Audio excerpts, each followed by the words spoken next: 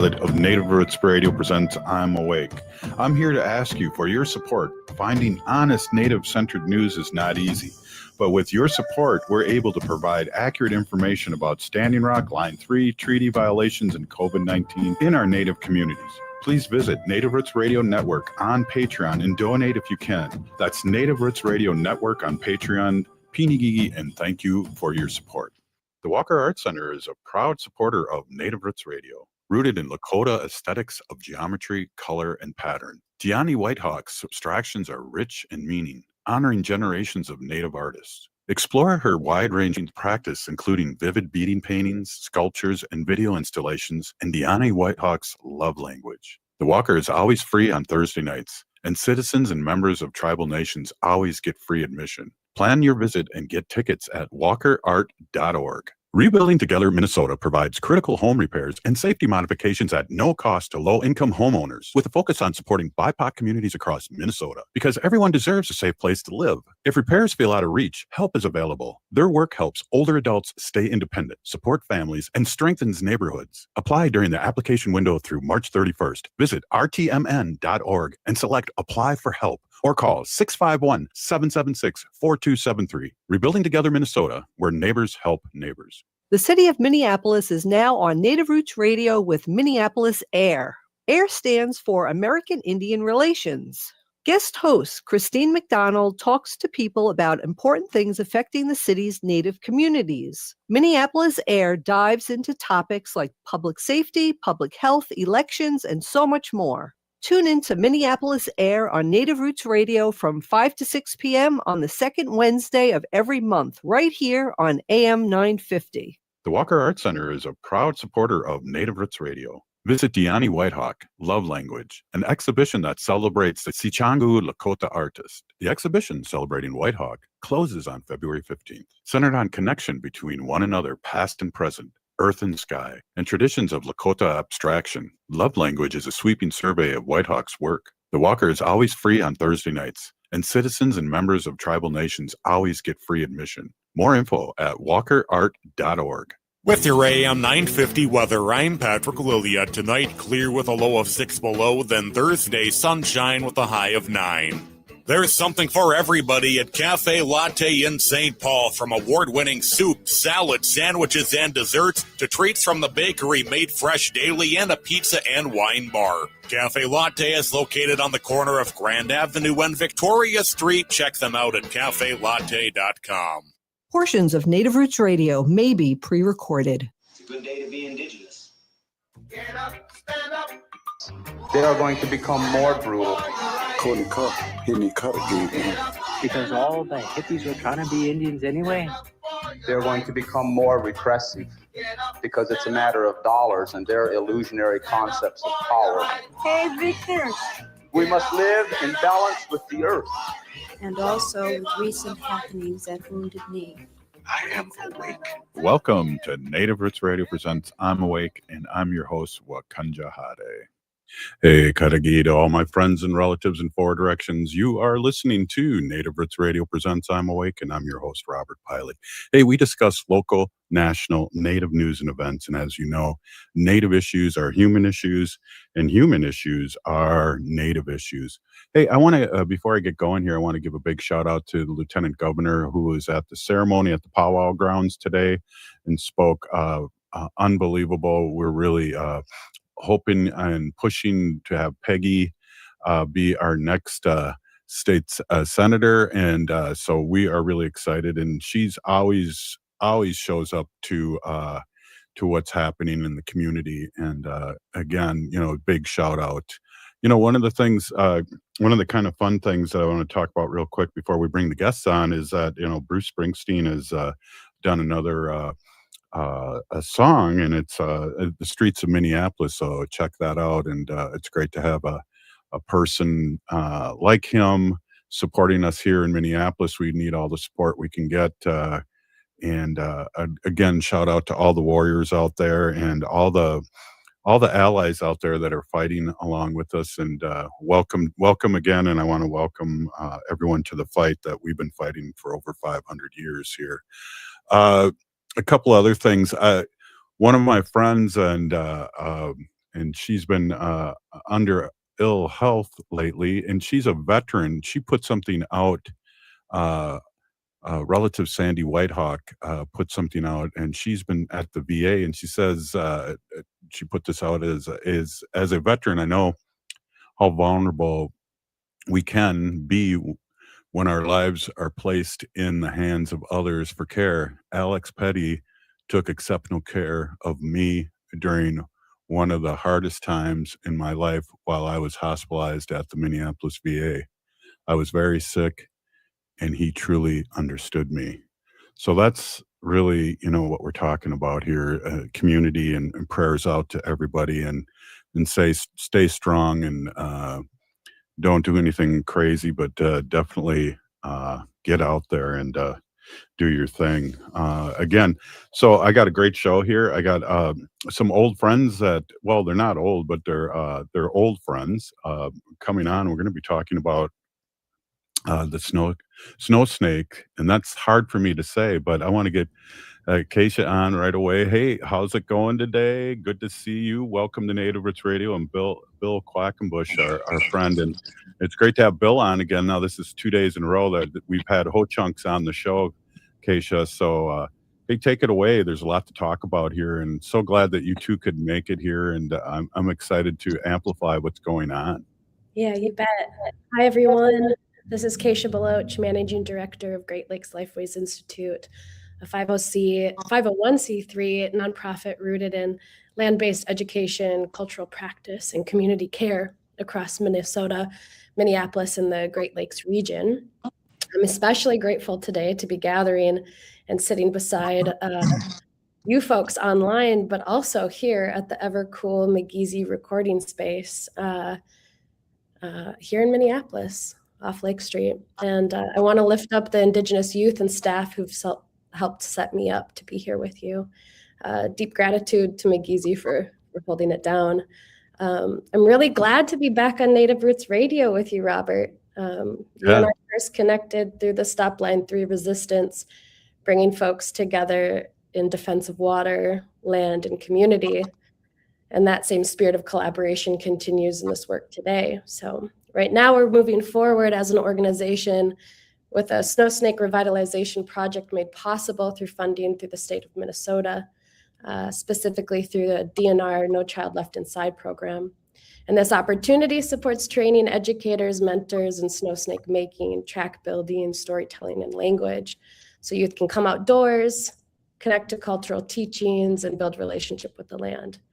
And we are here today working on one of the many moving pieces of creating these teaching kits and supporting gatherings that strengthen our long-term community across the Great Lakes. So honored. Thank you, Bill, for joining us today. Bill is a friend and a Ho-Chunk Nation Deer Clan tribal member, TIPO, Tribal Historic Preservation Officer, Cultural Resource Division Manager, and Tribal Historian for the Ho-Chunk Nation. And he's been stewarding cultural preservation work since 1999. Currently serves in leadership roles across the state and in national preservation efforts. And I'm always grateful to have time to speak with each of you.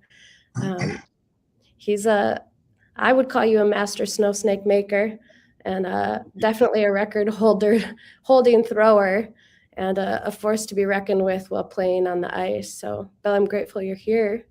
Would you be willing to further introduce yourself and share anything that might help listeners understand who you are and where you come from? Before we do that, Bill, do you mind me just jumping in here? I just want to mention McGeezy, and I see that you have an American Indian Movement old hoodie or old shirt in the background. McGeezy was started years and years and years ago to get people involved in media at the college level, and it's really expanded over the years to really focus on youth. And so I just wanted to give McGeezy a quick shout out, Bill. But great to have you on, and let's have you introduce yourself in a good way. Oh, wow. Yeah, well, as mentioned, I am Ho-Chunk. I've been ever since I was born, they say, right? Ho-Chunk Rajada.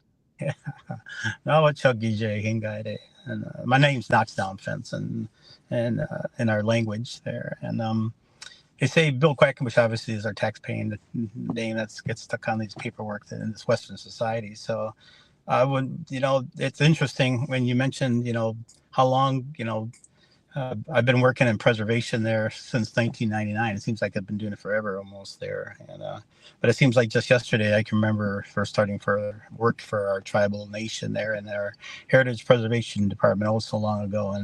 And our tribal government, is very young in its infancy, right? It started in 1963 in earnest there to take care of our people and act as a conduit to Washington there, so we can gains, obviously some of these federal program dollars out there and to better ourselves and, in today's Lifeways there too. But that said, we often see our department, this Heritage Preservation Department, transitioning from, administration to administration that comes in here. And yet we still have this main focus to serve our people, to perpetuate our culture and our history and our heritage. And I guess in part that's what we're going to be talking about today. One small component of that is, the use of one of our traditional games, the snow snake. The process of how we have integrated, something that's been with us for traditionally, thousands of years, and into a new use there to educational outreach for our children and for our communities. And for our tribe and this intertribal process as well too, is we've always been friends and neighbors to many groups of peoples that have come and gone, and we find that no different today in the 21st century, right? That we're doing the same thing as incorporating our history and our knowledge and our ways of life here as Ho-Chunk people there, and sharing this with others who care to listen. And so, but myself, I'm married, I'm real close to retiring, I feel, in my work life out there too, but I have 4 children that have grown up and they carry like themselves out there as well. The key to that is, though, that our tribe always pushes, the family networking and community networking and tribal networking out there. And that's in part what happens with my family, is that we do a lot every weekend together out there, no matter what. And we find time and time again that we don't get tired of each other out there, that we have much to share with each other. Right on. Hey, I'll leave it at that. Yeah, I'll leave it at that. We're right on. Well, we'd like to hear more about that. Hey, this is Native Roots Radio, and we'll be right back after this short break. Please stay with us.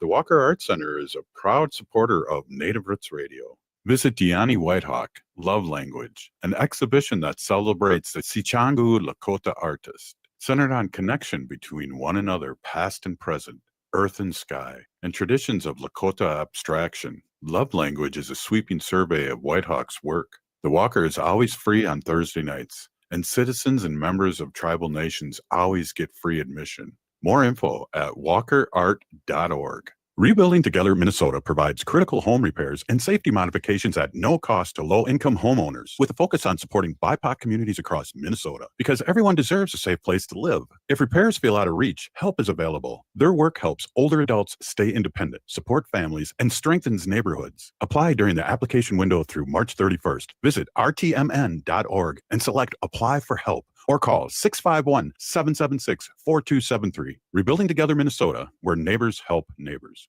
The city of Minneapolis is now on Native Roots Radio with Minneapolis AIR. AIR stands for American Indian Relations. Guest host Christine McDonald talks to people about important things affecting the city's Native communities. Minneapolis AIR dives into topics like public safety, public health, elections, and so much more. Tune in to Minneapolis AIR on Native Roots Radio from 5 to 6 p.m. on the second Wednesday of every month, right here on AM 950. The Walker Arts Center is a proud supporter of Native Roots Radio. Visit Diani Whitehawk, Love Language, an exhibition that celebrates the cekg Lakota artist. The exhibition, celebrating Whitehawk, closes on February 15th, centered on connection between one another, past and present, earth and sky, and traditions of Lakota abstraction. Love Language is a sweeping survey of Whitehawk's work. The Walker is always free on Thursday nights, and citizens and members of tribal nations always get free admission. More info at walkerart.org. I'm Lieutenant Governor Peggy Flanagan, and I want to be your next United States Senator, and you are listening to Native Roots Radio. Welcome back to Native Roots Radio Presents I'm Awake, and this is Robert Pilot. Welcome back, everyone. We are with our friend and relative Bill and Bill Quackenbush and Kaesha, and great to see you guys again. Bill, I think the bumper music was cutting you off a little bit, but I really liked what you were ending there with, talking about your family and how important it is, and to spend time with your family. Do you mind finishing up on your thought? Yeah, well, I was kind of alluding to the fact that, tribes are designed to focus on areas of interest. So we focus on our youth, we focus on our elders. We also focus on, our warriors as, some prominent areas there we tend to show our love and care toward. But we also focus on family and community and the kinship roles, for example, and such. And if you start your children off young enough, and as they get into young adult life and carry on their own ways, you oftentimes see them doing the same thing here. So time and time again, it just goes to show, if you practice what you preach and send your children out there and they start their own families and careers and so on, it pays dividends in the long run. And it goes to these games here. My children all grew up tasting the muskrat, playing here with these games over here, or trying something different, or learning their Ho-Chunk name, right? And that pays dividends on the end. And that's why we talk about these games that we play about here. They're more than just games. They're a way of connecting as families and communities and tribes. Well, I know you're like the champion, and you stated earlier that you've been Ho-Chunk all your life. But how long have you been introduced to the game, the Snow Snake game, as since you were a little one? Yes, yeah. So I oftentimes, when we talk and present about cultural resources, I always use my own family as examples, and myself growing up. And I had the luxury of being raised in part by my grandfather, George Bear, lived over by over by Millston there, just south of Black River Falls there. And I lived on some property they had purchased for the Yellow Banks years ago there. But he had the knack to whittle, and in doing so, he worked with his hands quite a lot around wood, and he would make black ash basket handles. He'd make flutes, he'd make little bows and arrows, and he'd make snow snakes. He'd make all kinds of different things there, because we also traded a lot during these basket stands along Highway 12 and 27 and all those highways and byways are old. So he's always constantly making something. And one of the things that we would get as, being associated with him is all these extras, and Snow Snake being one of them, whether they were broom handles or walking sticks or whatever they were. We utilized them to a great degree there to play Snow Snake. And because we had a small community of tribal kids there and other family or folks in what we called White City down there. And through the years, our driveways were all sand back then, right? We lived in the Sandy Plains area there. And so as it would snow, you'd cut those two ruts in there to cut car tires on here. They're just natural Snow Snake runs over there too. So we played Snow Snake all the time. Every chance we had a chance we do there. Where those Snow Snakes come and go, I have no clue. Kids are kids. But yeah, we played Snow Snakes ever since I growing up back in the 70s and into the 80s. So. Did you stay connected with the game every winter as being a young one, or did you did it fall off a little bit? Or? Yeah, it fell off quite a lot there. In fact, as you grow up and you try to keep up with the Joneses around there, you go out there and start dating and marrying and have children, and everything just kind of falls, out of practice. And they say you never get to do what you want to do the most, right? Out there, it's like ice fishing or hunting rabbits or this and that.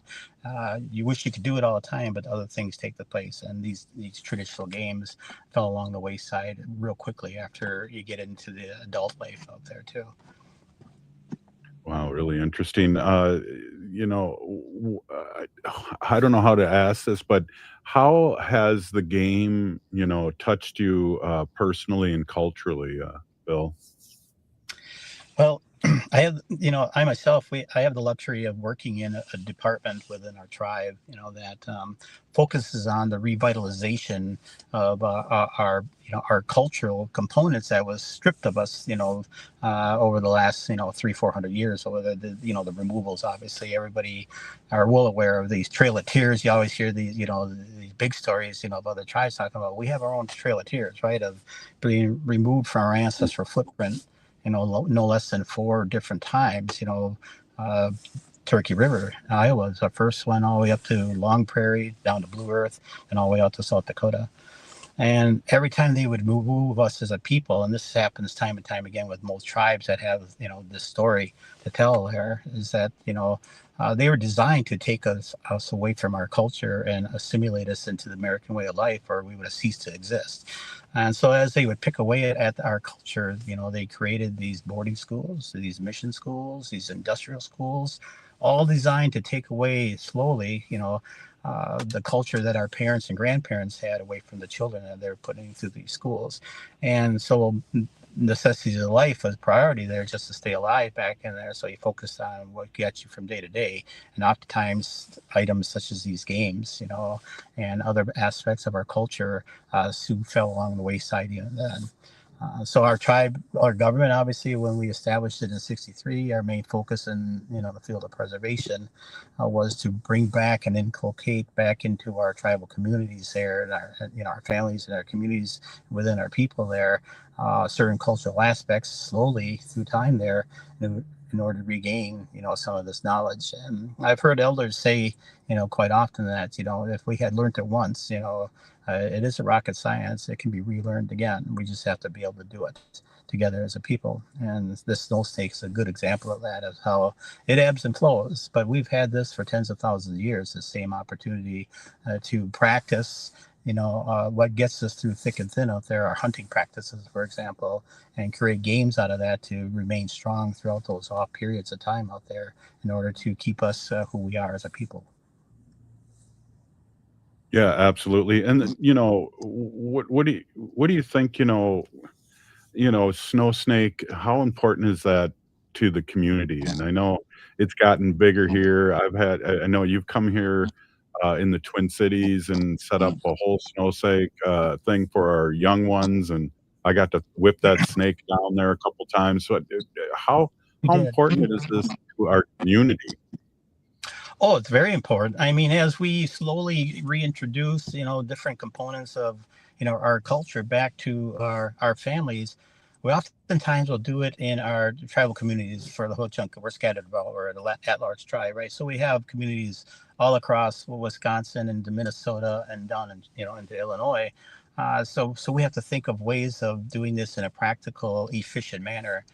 And these traditional games that were taken from us are a good practical way of doing that, because, and we find this time and time again, if we reintroduce the making of cording flutes, or if we introduce the lacrosse game into different communities, not everybody enjoys doing it, but there's always those few that will pick up the torch and start practicing it in those communities. And time and time again, we'll see people now 20-some years later, full-grown adults, and they're still doing making flutes, and they're still out there playing the game of lacrosse, and they're out there playing these games of snow snakes and moccasin and kasu or whatever it is there that brings us together as a community. There's always those seeds out there that are planted out there, and that's what our tribal government is designed to do, is replant these cultural seeds out there and let them take root. And we have lost a lot of our knowledge regarding the specifics of certain things, but as we continue to start bringing it back and revitalizing that process, those dugout canoes that we travel on every year now out there as an educational outreach component,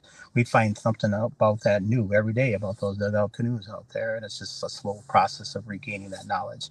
And snow snake is no different. I mean, I always try to get people to make their own snow snake, and every time they show up, they can come out there and throw that snow snake, and if it doesn't do that well, they better refine that snow snake and make it better for next year, because it's just a very competitive game out there, very friendly game out there, and very intertribal game out there. But at the end of the day, you want to make sure that you can throw the best snow snake you can.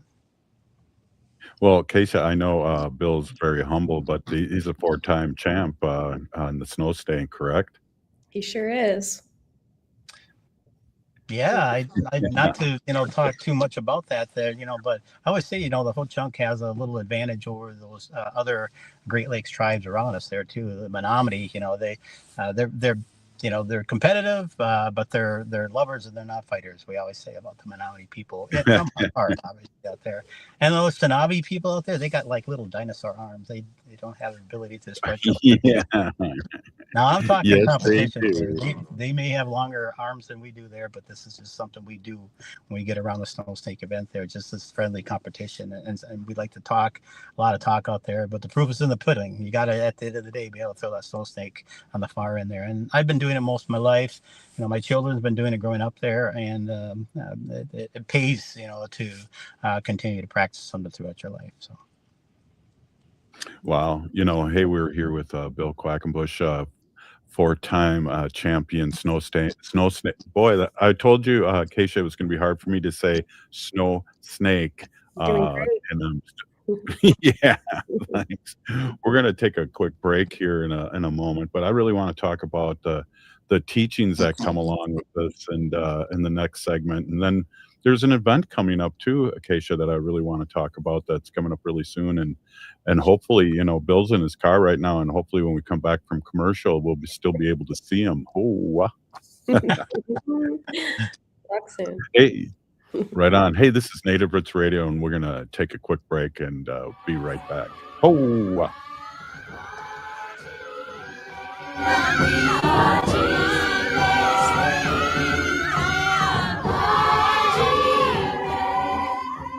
The Walker Art Center is a proud supporter of Native Roots Radio, rooted in Lakota aesthetics of geometry, color, and pattern. Diani Whitehawk's abstractions are rich in meaning, honoring generations of Native artists. Explore her wide-ranging practice, including vivid beading paintings, sculptures, and video installations in Diani Whitehawk's love language. The Walker is always free on Thursday nights, and citizens and members of tribal nations always get free admission. Plan your visit and get tickets at walkerart.org. Rebuilding Together Minnesota provides critical home repairs and safety modifications at no cost to low-income homeowners, with a focus on supporting BIPOC communities across Minnesota, because everyone deserves a safe place to live. If repairs feel out of reach, help is available. Their work helps older adults stay independent, support families, and strengthens neighborhoods. Apply during the application window through March 31st. Visit rtmn.org and select Apply for Help, or call 651-776-4273. Rebuilding Together Minnesota, where neighbors help neighbors. The city of Minneapolis is now on Native Roots Radio with Minneapolis AIR. AIR stands for American Indian Relations. Guest host Christine McDonald talks to people about important things affecting the city's Native communities. Minneapolis AIR dives into topics like public safety, public health, elections, and so much more. Tune in to Minneapolis AIR on Native Roots Radio from 5 to 6 p.m. on the second Wednesday of every month, right here on AM 950. The Walker Art Center is a proud supporter of Native Roots Radio. Visit Diani Whitehawk, Love Language, an exhibition that celebrates the Sichangu Lakota artist. The exhibition, celebrating Whitehawk, closes on February 15th, centered on connection between one another, past and present, earth and sky, and traditions of Lakota abstraction. Love Language is a sweeping survey of Whitehawk's work. The Walker is always free on Thursday nights, and citizens and members of tribal nations always get free admission. More info at walkerart.org. In today's uncertain times, Woodland Stoves and Fireplaces believes that a fire can add comfort and security to your life. At Woodland, our mission is to connect you to a place for fire that works. Woodland Stoves and Fireplaces installed our wood stove years ago, and we still love it. Watching the fire, feeling the heat, is a joy we experience every day. And knowing we have a reliable heat source makes us feel snug and safe. There are many choices in wood, gas, or electric. For diversity in styles, at Woodland Stoves and Fireplaces, we display over 180 models, and 35 of these are burning displays. You can experience the glow and warmth of a live fire. Whether wood, gas, or electric, find a fire that warms your heart, a fire that adds comfort and security to your life. See the many choices at Woodland Stoves and Fireplaces, located on the corner of East Franklin and Riverside Avenue in Minneapolis, and online at woodlandstoves.com. Woodland Stoves and Fireplaces since 1977. For over 48 years, our slogan has been, out of the ordinary products and services. Our mission is to get you a fireplace that works in your life. AM 950 would like to thank everyone who joined and donated during our winter membership drive. Your support shows that Minnesotans still value an independent progressive radio station that delivers facts, not spin. AM 950 is locally owned, based right here in the Twin Cities, and dedicated to uplifting small businesses and diverse communities. At a time when some voices are being pushed aside, AM 950 refuses to be silenced. Please help keep progressive radio on the air. Visit am950radio.com and donate today. With your AM 950 weather, I'm Patrick Lilia. Tonight, clear with a low of 6 below, then Thursday, sunshine with a high of 9. There's something for everybody at Cafe Latte in St. Paul, from award-winning soup, salad, sandwiches, and desserts to treats from the bakery made fresh daily and a pizza and wine bar. Cafe Latte is located on the corner of Grand Avenue and Victoria Street. Check them out at cafelatte.com. This is AM 950, the progressive voice of Minnesota. Hi, this is Representative Sharice Davids from Kansas. I'm Ho Chunk, and you're listening to Native Roots Radio. And we're back to Native Roots Radio presents I'm Awake, and this is Robert Pilot. Hey, welcome back, everyone. And we're with Kaesha and Bill Quackenbush. And there's competitions going on all the time. There's things happening, Kaesha. Before we get back to Bill and talk about some cultural teachings and really how the game's played, and so people on the radio can kind of understand what we're talking about, because I don't want it to be an inside story. I want everyone to know what we're talking about. I know what you're talking about. It's just hard for me to say snow snake. But I did pretty well there. Kaesha, talk about some events that have been happening and over the years, and then maybe some things that are happening this weekend, I hear. Yeah, absolutely. Revitalization has been happening at a grassroots level, backyard to larger events held on lakes, etc. And we're gearing up for our 3rd annual Minneapolis form of a tournament, but this time as we gather on Saturday at the North Mississippi Regional Park, specifically at the Kieran Nature Center, we're taking competition as a backseat and actually just offering a space to come and gather, which is to feel protective and warm, right? Amidst this cold, one might say, icy season. And so considering the fact that Minneapolis has been amidst turmoil, this is an opportunity for folks to gather this Saturday between the hours of 11 and 3 p.m. The ask is to come with a good heart, a good spirit, and to play. And it doesn't mean that one does need to play either. Observation, learning, collaboration, that's really what we're asking for. So is our welcome, and that's really an incredible aspect. And it's also intertribal and inclusive of non-Indigenous and Indigenous relatives. Yeah, I was there last year, and I got some parting gifts, so I appreciate that. And then just maybe mention where it is again exactly. Sure. North Mississippi Regional Park, we'll have signage up, but the address is 4900 Mississippi Drive. And if you search the event through Minneapolis Parks or Great Lakes Lifeways Institute, you'll have more information there. In the past, we were considering more of a workshop environment, and really we're going grassroots again. No need to register, come as you are. We've gotten RSVPs, and we know our Renegade crew is going to be there, as well as folks like our hopeful folks of AIM as representation to bring comfort and care. But we'll be gathered amidst the snow with fire pits around us and warm tea and lots of different styles of snow snakes, and really just, I believe, every level of understanding and experience. And that's that reverberation that happens within the game that I really love so much. It's I like to step back and see, who's sharing what and how. And it's going to be a really, really great time. Looking forward to it. Last year, this might have been a dream, so help me if I'm dreaming or not, but I think I had a bologna sandwich for the first time in 30 years. Could that have been at the Snow Snake? Sure did. Good old White Earth tradition brought by one of our fantastic uncles. Thick cut bologna, talks about frying it over a frying pan. Oh yeah. Know what we might be up to. Well, I'll definitely come for the bologna sandwich. Just don't tell Wendy because that's not in my diet cycle. But I will do it. Bill, let's talk a little bit about the game for people that are listening on the radio and may not understand specifically what the snow snake game is and how the sticks work and in the history you talked a little bit. I think it was like of teaching young ones how to hunt too.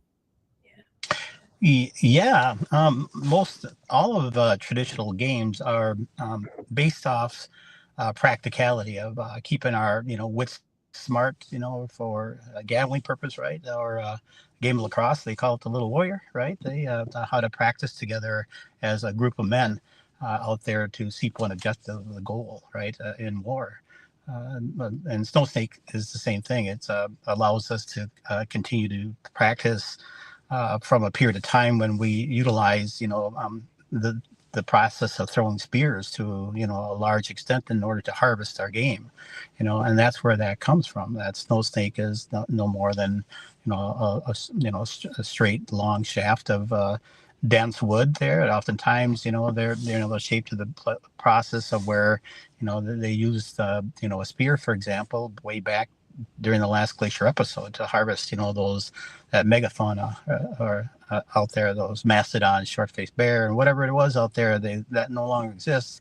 We had to have a way of harvesting those animals, and we utilize spears to a great effect. And you'll see today's sciences, back up a lot of our oral history of how we used to harvest together as groups of people back there and transition into, those other smaller, faster animals, those fleet of foot, the caribou along the edge of that glacier episode. And then, you had the bison, those elk and those deer that, came through the transitions of life here in Wisconsin as we transformed into what we know of today. And the use of a spear always had to be something that we were good at. And the snow snake allows us to use those same muscles and repetition and to sharpen the use of those as tools there. And when we explain the game, snow snake and how we use the snake run as example, and I always start that off at hip high, that head of the snow snake there. It's because back when we used to get snow, Robert, back when you and I were young, right? The snow would be waist deep and deer would herd up, and bison would herd up, and, the elk would herd up that used to be here before they were, slaughtered off here by Western society. And those herding up animals there, if you didn't get your food caches to where you needed to, and you needed to go out there harvest them, the snow snake could run across the top of that snow. And as and there's practices, obviously you could talk for hours on how it works there, but if there's a herd of deer standing out there, and if you walk at an angle instead of at them, they stand there. And as you continue to walk at an angle and get close enough, well, these snow snakes that reach up to 300-400 feet, you can throw them along the top of that snow, and those deer standing chest deep in the snow, you're undoubtedly going to harvest an animal or two out of there too. And the snow snakes were very efficient hunting tools, and they still are to this day if we want to utilize them for that there too. So, if it isn't broken, then don't fix it, right? And these tools are something that will get us through thick and thin for the next 10,000 years if we have to. So that's why we want to keep these cultural components, alive and know where the history comes from, why they came to be for us here as a people. Wow, and Kaesha, when we have Bill on, or when I think the last time I saw Bill was when the book came out about the removal of Ho-Chunk out of Minnesota. I always learn so much. I wish I could have Bill on every week. This is just amazing. Really, people need to know the history and the true history, and I really appreciate you, Bill.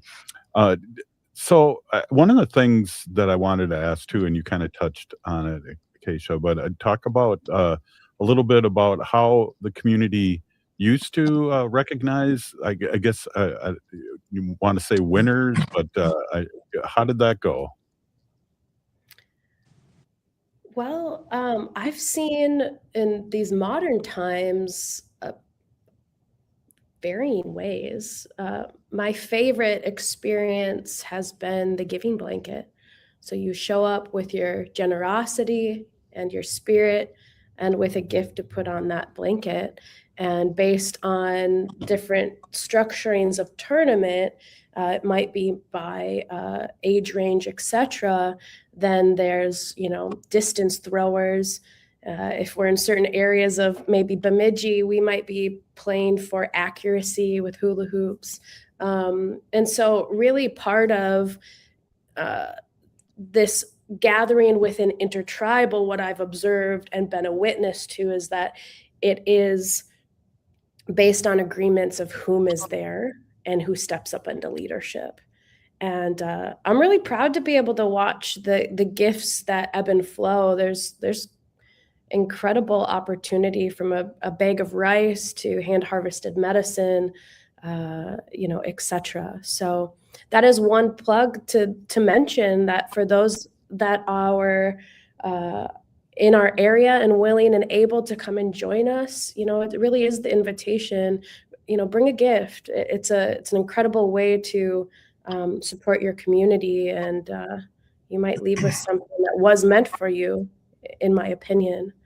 Well, that's good words, because I'm glad you said that, because I have some things I can bring for sure, and I'm glad you made that call out. That's excellent. Bill, we only got like a couple minutes left in this segment, and I wanted to ask how unique and how different other tribes are with the snow snake game. They differentiate. I know there's different kinds of sticks, and I know I'm looking for that good heavy one when I want to whip one of those snakes down there. Yeah. Every tribe, if you go into, for example, the Historical Society's website and type in snow snake, they'll show the different examples of traditional snow snakes. The Ojibwe had their own unique styles. The Menominee had their unique style. A lot of the Algonquin tribes on the east had their own types of snow snakes, and the Ho-Chunk are no different. We had our own unique snow snakes over there too. And I've been making several different ones here to see which one is actually more efficient given the same thrower over there. And you'd be surprised on what you can find out if you actually toy around with other people's designs and such out there. So we might have a few surprises up on Madeline Island here in a couple of weeks. So. Oh, yeah, Madeline Island. Geez. Oh, keep him on the low pro. I might have to come early to see you whipping that down. So those snakes. I'll pull it out of the blanket right at the last second. Oh, that sounds. I've seen you do that before. Yeah, we definitely do. I know people are eager, and we always share our snakes with anybody that want to throw them up there too. But they get a little covety up there too. They want that new snake up there, and they hang on to it pretty tight out there, especially if it's in the same age bracket up there. And that's right. We put on snow snakes for our culture camps quarterly down here during the winter time down here, and it gets pretty competitive amongst the Ho-Chunk alone there out there too. But like if everybody brings a donation and put it into those blankets out there, and the winner takes all those blankets, right? But even like with moccasin or kasu, and even lacrosse, we noticed that when those bundle packages of those winners would be won, they'd take them back to the communities and they'd gift them out. And that was always the case of that. You didn't go there to win for yourself as a competitor. You went there to bring it back to your community time and time again. You gave the stuff back to the poorest people in your community, and that's how you keep it as a community thing. We got to take another break here. This is just so great. Kaesha, we're here with Kaesha and Bill Quackenbush, and we're talking about the snow snake. And I'm wondering, I'll have to ask you in the next segment, Bill and Kaesha, if our president's going to go up there again, because I know he's very competitive. This is Native Roots Radio, and we'll be right back after this short break.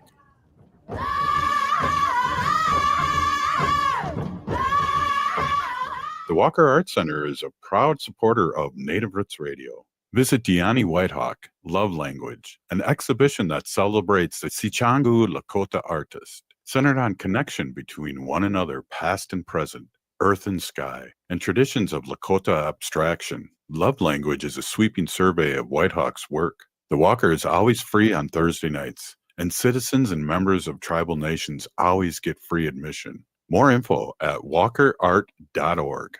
The city of Minneapolis is now on Native Roots Radio with Minneapolis AIR. AIR stands for American Indian Relations.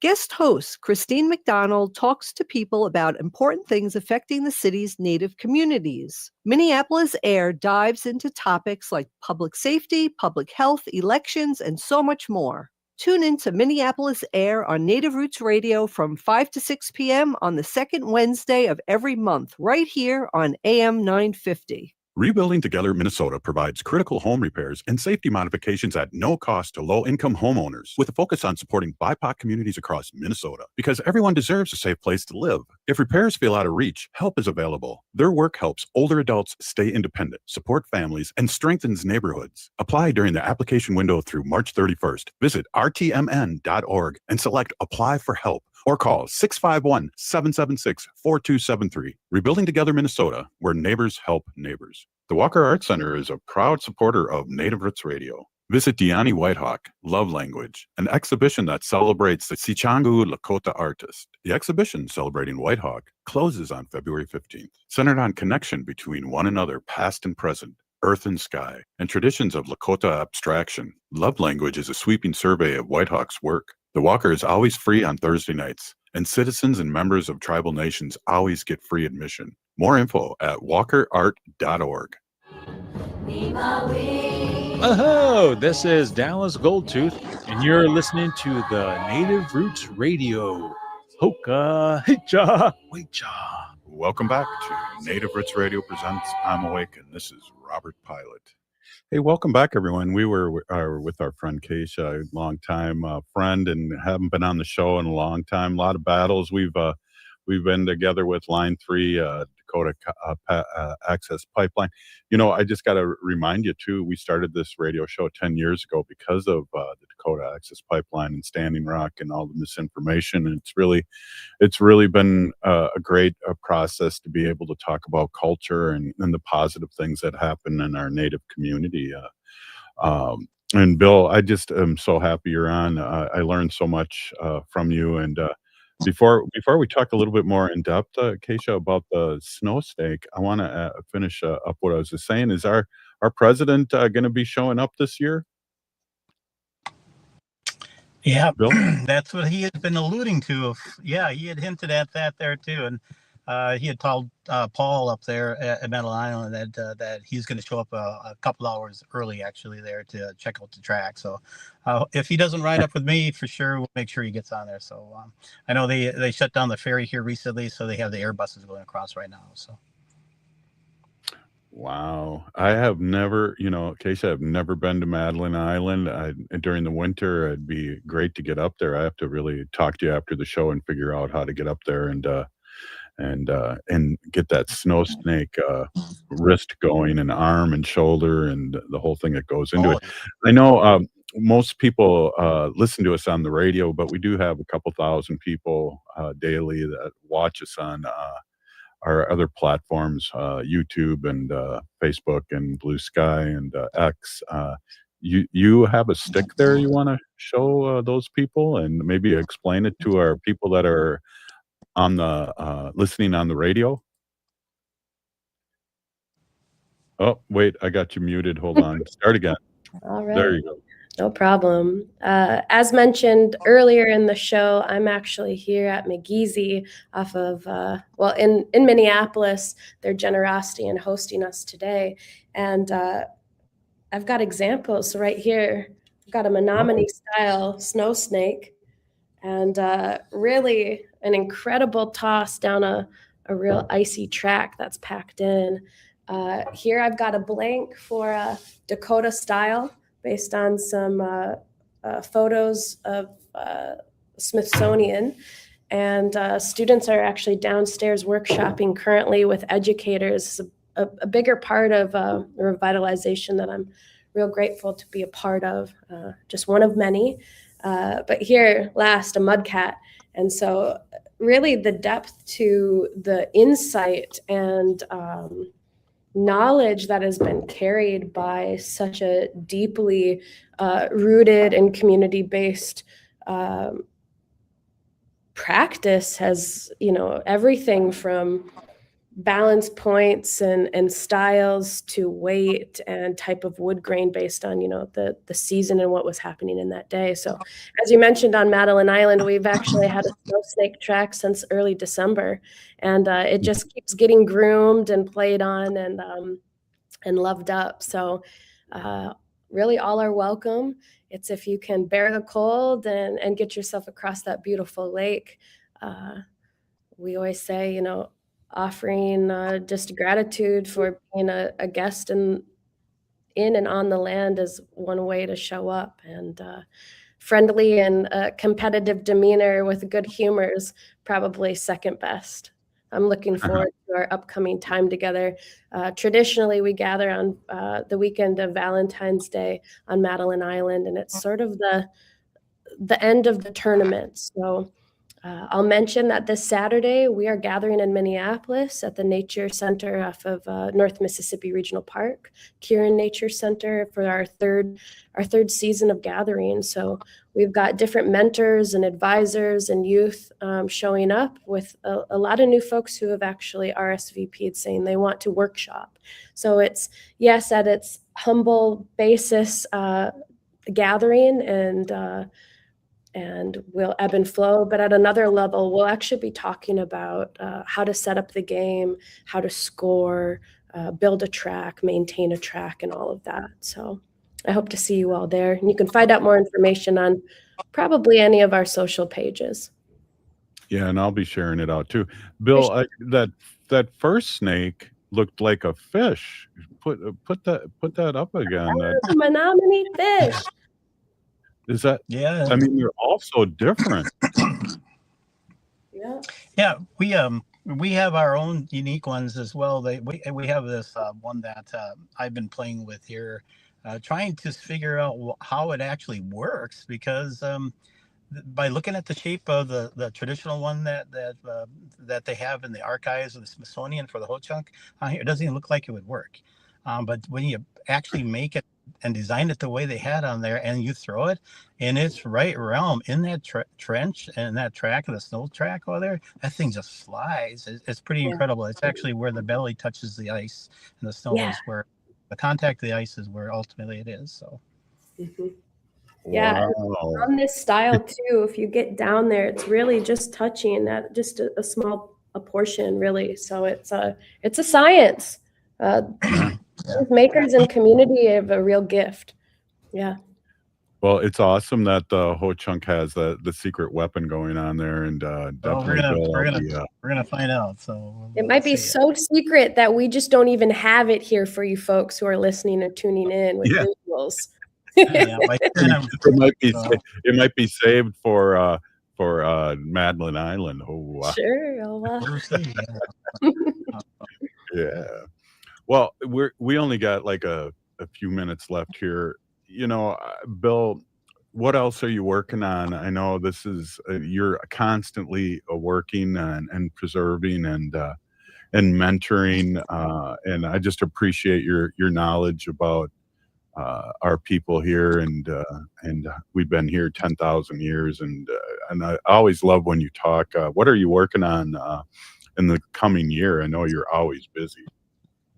Yeah, so large areas of our educational outreach, obviously, we focus on our tribal youth, right, in our communities. And then we get the spare time, then we spread the love out there into other communities out there, abroad there too. And one of the things we found that we created a whole curricula of cultural components to use for education, the making, of traditional pottery, right?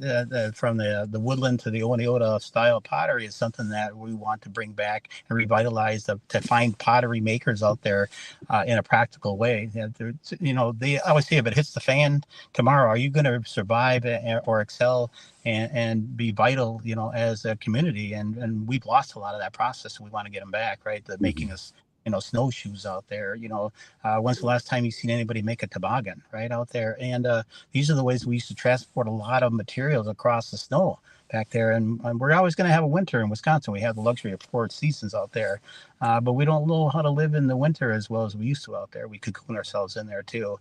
And just the other day, and I don't want to pick on the tribal programs out there. We got a a library now out there, and it's wintertime out there, and there's this competition out there. You come in there and you play a game of Mario Kart, and whoever gets the lowest score wins this prize out there. And I go, man, so I thought I'd go in there and play Mario Kart. And I remember playing back in the 80s and 90s over there. Well, who won that? Ryan Crane, Executive Director of Education, went in there and won the Mario Kart when we should have been out there throwing snow snakes, right? So that's what I was getting to, right? So there's always something replacing the generational process out there. We just got to remember that we got to stick with what also keeps us through thick and thin out there as well, too. So I love Mario Kart, and I would love to see it work, but I also know we have to do snow snake and moccasin and kasu and all these other traditional things that has gotten through thick and thin. So.